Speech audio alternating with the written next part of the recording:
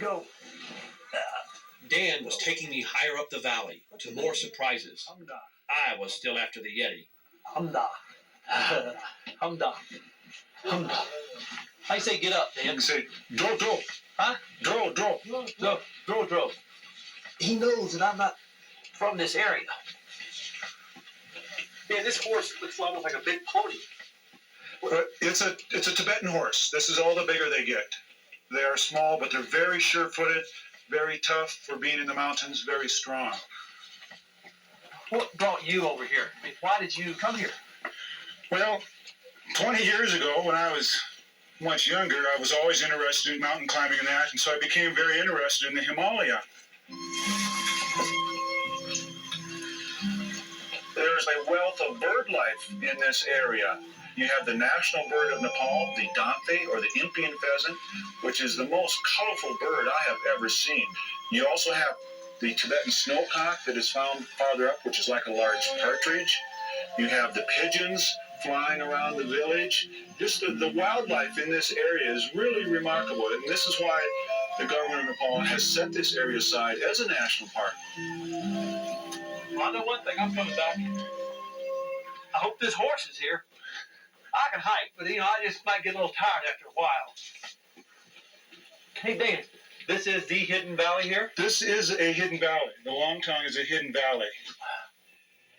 Is the hidden valley where they got the idea of Shangri-La? Yes, the name of Shangri-La came from Shambhala, which is one of these hidden valleys that were supposed to be refuges during times of trouble in the world for people to go to, and as a refuge for wildlife also.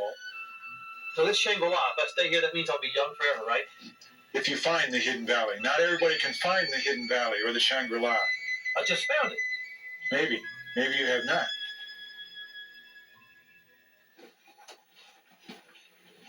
Now, whose village is this? This is Dorji's village, the village headman, whose hotel we're staying in down in Longtown. And his father knows a lot about the Yeti. Bigfoot, the abominable snowman. have you ever seen him?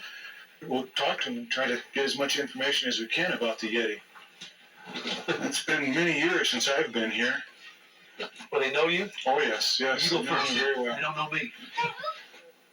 Tashi Dele. Come some Boudou.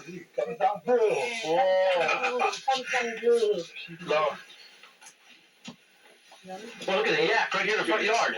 This one's beautiful. Look at this yak. Whoa. Does he live right underneath here? Right in your front yard. Wouldn't you like to have a yak in your front yard? Yak in my front yard. Well, they really live up in the air here, don't they? Watch your head. So this is your home? This is Dorji's parents' home. How old is it? They've been living here all their life.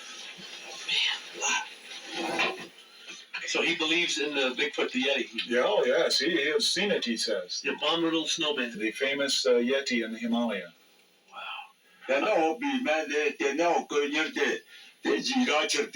And he was saying that years ago at this other monastery, this Yeti came down and evidently, had attacked this lady, and she was managed to escape, and she came down to the village down here, and then all the villagers went back up, and they got it in this cave and captured it there, and were able to kill this Yeti in this cave. Yeah, he says there's two types. One is a small one that looks more like a monkey, and there's one that looks more like people, and it's bigger.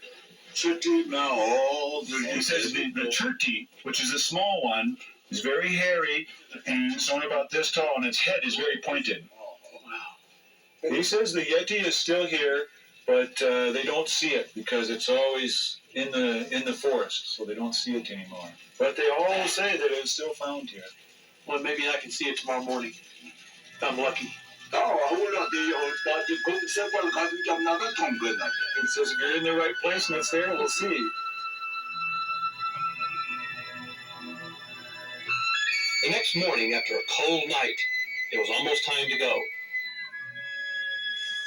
Well, that was an amazing visit to Dorje's dad's house last night. Wasn't that incredible, the story he was telling us about the Yeti? Couldn't believe it. I heard him last night, the Yeti. You heard the Yeti last I night? heard Bigfoot. I know he's out there. I'm coming back.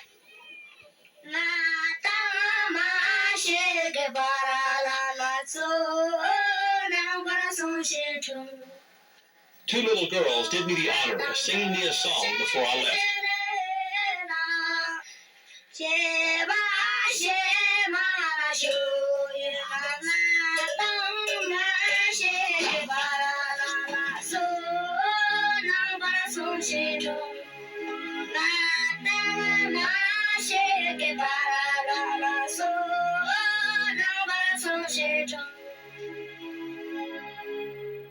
Thanks a lot, Dan. You bet.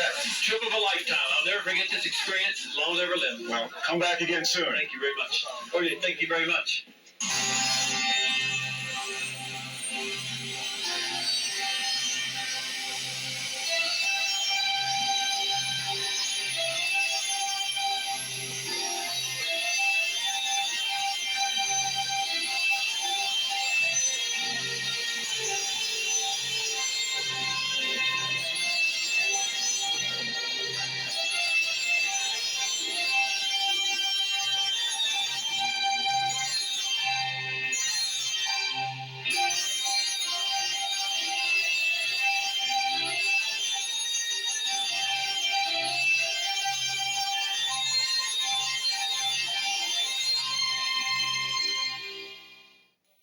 It's easy for us to forget the incredible diversity of life on Earth.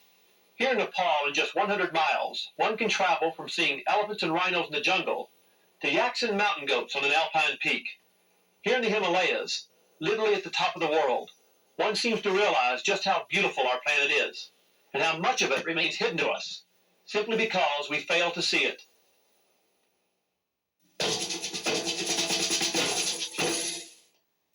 Anheuser-Busch Theme Park's Conservation Moment.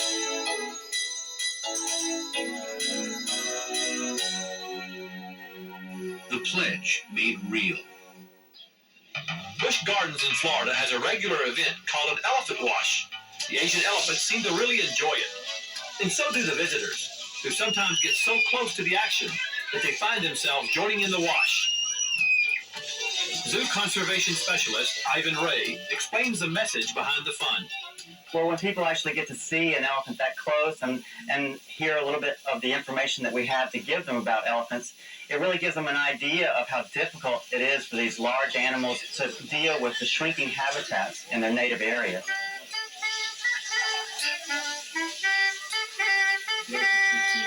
It's amazing when an animal that large has their baby, and you see how they're playful and how nurturing the mothers are. An elephant in particular is not just this stoic, large mammal, but they're nurturing when they see the interaction of the mother and the baby. It makes the elephant seem more real. It brings them home to everyone. None of the elephants you see on display have the very large tusks. I've always thought that this is one of the most important roles of zoos. Not everyone can get to Asia or to Africa, but by having close contact with the animals at a zoo or wildlife park, people learn and come to understand the beauty and importance of the animal world. If people are aware of the different things that we can have an impact upon that would help the elephant, then people are often more likely to take action to help save the animal. I feel like I've really got the perfect job for me. Not only do I get to work with animals, but on a day-to-day basis, you've got a lot of interaction going on and encouraging people to think about the different status of these animals in the wild. I love my job. Anheuser-Busch Theme Parks. The Pledge Made Real.